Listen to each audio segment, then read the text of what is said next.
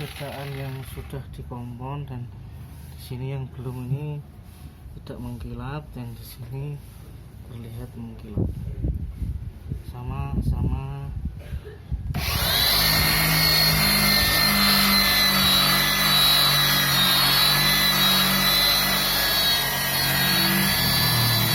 ini yang paling kelihatan ya, ini sudah dikompon dan di sini belum.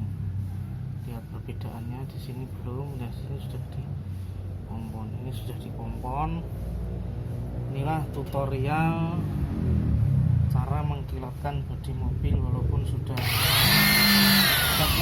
mati, sudah sangat lama sekali tanpa dipoles. Sekarang kita poles, hasilnya seperti ini. Yang sudah dipoles, yang di sini belum dipoles, perbedaannya seperti itu. Oke, terima kasih.